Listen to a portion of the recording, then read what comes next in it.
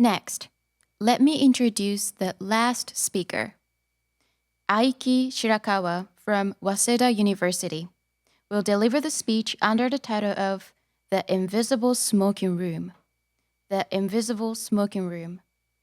Aiki Shirakawa, please come up to the center of the stage.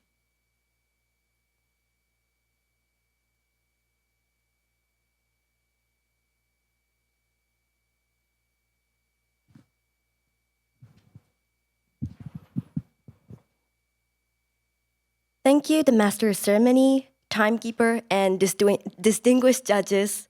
Good afternoon, everyone. Excuse me, but did you smoke? Can you ask that to a stranger sitting next to you? Most people likely cannot. That's because it sounds like you stink, which might lead to unnecessary conflict. It's a hard thing to say to anyone, even if you know them well. That's why most people tend to put up with the unpleasant smell of cigarettes and keep quiet. I was the same. However, recently, I came to realize through my own experience that something important is missing from our society. What is it? A few years ago, I was on a Shinkansen bound for Kobe to participate in a singing contest. The passenger next to me began rocking his leg nervously and left his seat. But 15 minutes later, he returned, his body reeking of cigarette smoke. I felt sick. I have asthma and cannot tolerate smoke, so I had paid the extra fee early to reserve a seat farthest from the smoking room. I was confused. How did this happen? I was by the window feeling completely trapped in an invisible smoking room due to his smoky breath and the smell clinging to his clothes. It was nothing short of torture. How was he then? He was just relaxing and enjoying watching videos on his smartphone.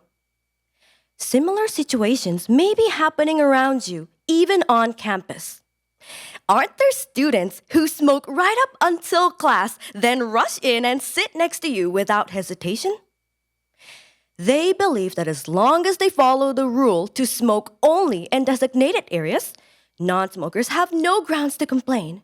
But why do they think that? And why do non-smokers stay silent? One day, I happened to find the clue on a warning notice in the elevator lobby of my apartment. It read, "Please refrain from smoking on balconies as the smell is affecting other residents' laundry." After seeing the notice several times, I became curious and started researching whether smoking on balconies was illegal. That's when I came across the concept of third-hand smoke. Have you ever heard of it? Third-hand smoke refers to the toxic particles that linger on a smoker's hair, clothing, and indoor surfaces long after the visible smoke is gone. Studies show that smokers exhale harmful substances for at least 45 minutes after smoking. When others inhale these residual toxins, they can experience health problems either immediately or later on. Suddenly, I remembered the night I arrived in Kobe. I had an asthma attack for the first time in years.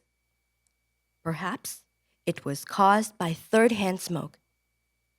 Apparently, third-hand smoke is a well-known concept in many developed countries, but why hasn't it taken root in Japan? While second-hand smoke is being addressed everywhere, third-hand smoke is rarely discussed and the concept is severely missing from our society.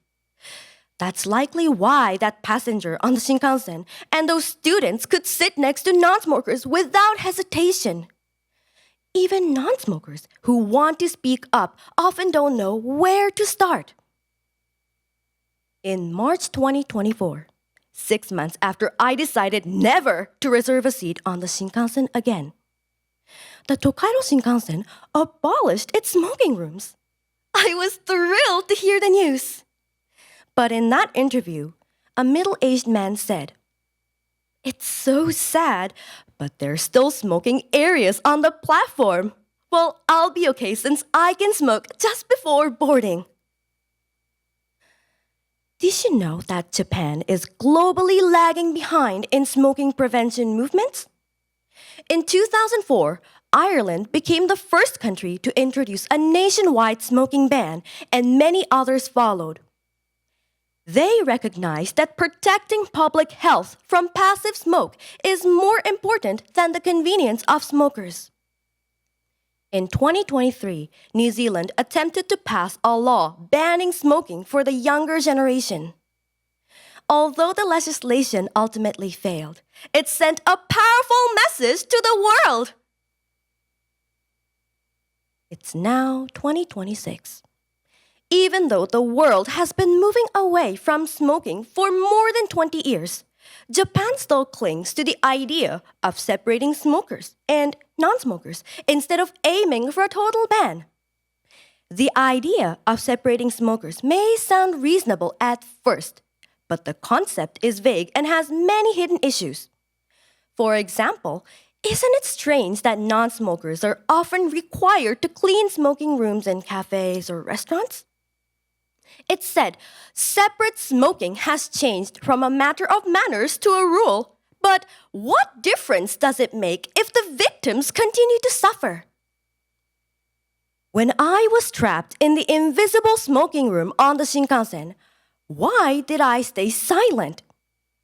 It was because neither I nor that passenger knew about the concept of third-hand smoke. But now, I can't stay silent anymore. In fact, the opening question of this speech, "Excuse me, but did you smoke?" was actually the one I asked the senior speaker assistant sitting next to me while waiting in line at a speech contest. It was not easy to say that, but he casually replied, "Oh, you noticed? I forgot to charge my e-cigarette today. The paper ones stink." I just said, "Did you know I'm about to give a speech about third-hand smoke?" and walked onto the stage. After hearing he returned to the smoking room right after my speech, I felt powerless. But later, I learned he had looked up third-hand smoke while inside. A few weeks later, he said that though his habits haven't changed much, he sometimes thinks about it while smoking. In his words, I saw a spark of hope because I knew I had successfully planted the concept in his mind. So, smoker or non-smoker, let's take time to research and understand the third-hand smoke correctly today. Share it on social media and discuss it with your friends and family. Your actions will change people's awareness. Let's aim for a society without not only visible smoke, but also invisible smoke, so that nobody would be trapped in the invisible smoking room anymore. Thank you. Thank you so much, Aiki Shirakawa. Then we will have a question and answer session. Dr. Sasayama, please begin. All right. Thank you, Aiki, for your insightful speech. You're ready for some questions now? Yes. All right, good. So your opening remarks, right? Saying something like, "Excuse me, but did you smoke?" is not something easy to do, right? So can you think of a way to express our discomfort a little bit more gently? Well, like in the speech, when I talked to my senior speaker assistant, I thought I was kind of being as polite as possible by asking him subtly and kind of in a whispery voice. But, well, I feel like I'm going to be in the position of getting the effect of, well, third-hand smoke. So I feel like I'm already being as subtle as possible. But if I had to be a little bit more gentle, I think I would pick a few more careful words like, well, I don't think there's a better way than "excuse me, but did you smoke?" But I think it's also for him, or her, like the speaker assistant, who has to know that they smell and others can smell them. Yes. Thank you. My second question. So, how do you think we can strike a balance between public health and personal choice, like smoking? Could you elaborate a little bit? Elaborate on it. Could you repeat the question? So, my question is, how can we strike the balance between public health and personal choice, like smoking? Yes. So, a lot of the smokers think that smoking is a personal preference and not a public hazard. A lot of the younger generation these days, they seem to think that just because you moved on to e-cigarette, there is no harm.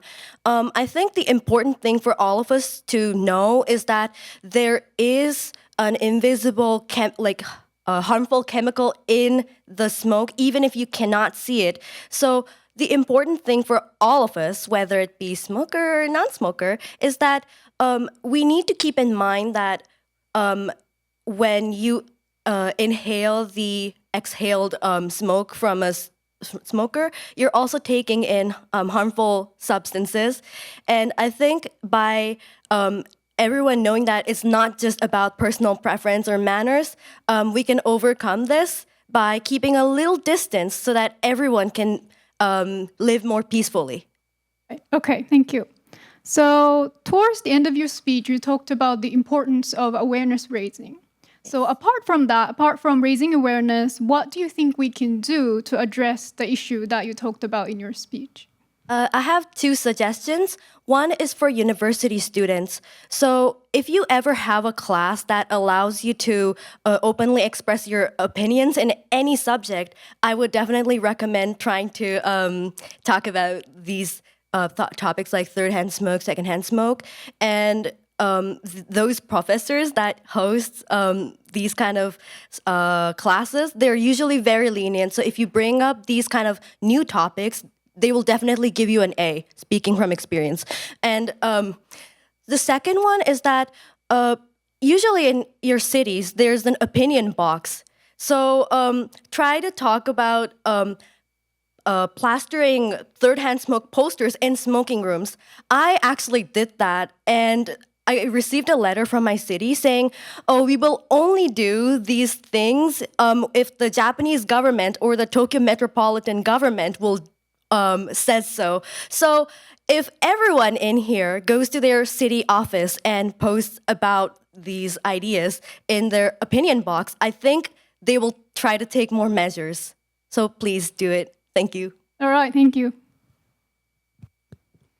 Thank you, Dr. Sasayama. Then, Dr. Jacobson, please. Thank you so much for your talk. Excellent emphasis and flow with your speaking style. You have great voice modulation between humor and seriousness, so that was really well done. I've been in Japan now more than 20 years, and to hear you say that Japan still has a ways to go is a bit surprising, because I remember when I first got here, it's night and day difference in terms of smoking compared to when I got here. So what do you think Japan has done well to bring smoking down as far as it has come in the past 20 years? Well, Japan has, actively talked about third-hand smoke. For example, like the Ministry of Health, Labor, and Welfare has posted about it on their website. And there is like some kind of measures being taken, especially during and after the 2020 Olympics era. But I feel like it's not enough compared to other countries' standard. Like, for example, in the WHO FCTC, there's 8 articles that all countries that signed it have to follow, but Japan only has like 4 done properly. So I think that there are some steps taken, given that the number of the smokers, like it used to be 17%, now it's down to 14 in 3 years, but I feel like it's still not enough, if that answers. Thank you. Next question, I'd like to reference our fourth speaker today.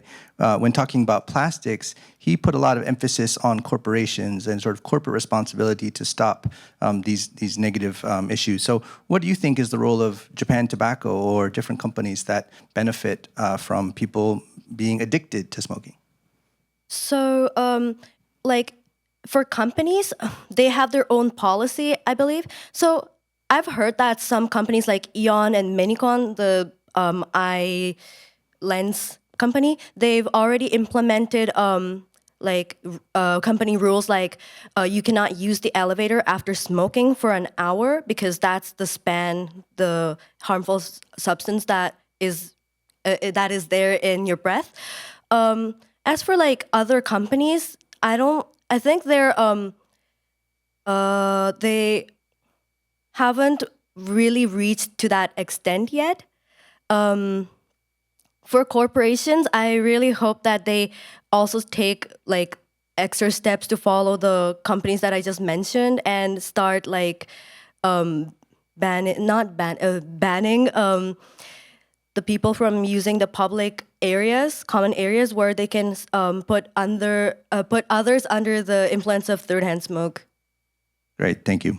Last question is connected to Dr. Sasayama's second question, and it's just, what are the limits to this kind of concern? Could we have a situation where people who have been drinking should no longer be on a train because they might smell, or people wearing strong perfume or cologne? Beyond just the aspect of the health aspect, do you worry about a society that is too strict and too controlling? I think the biggest problem here is that all of us, we are not aware that we are putting others under the harmful air. A lot of people these days, they often tend to associate smoking with smell harassment, which is not precisely the same. Because if it's the case of a perfume, you will feel uncomfortable, and it is not something pleasant for all of us, but it doesn't really have the same kind of harmful effect as smoking because for smoking, there's 255 chemicals inside, and I think that by knowing this topic, we get to reach a better society where we can all create a little distance is enough for us. Thank you. Thank you. Thank you, Dr. Jacobson. Again, thank you so much, Dr. Sasayama, Dr. Jacobson, and Aiki Shirakawa. Aiki Shirakawa, please return to your seat. Please give the judges a few minutes to mark their judging sheets.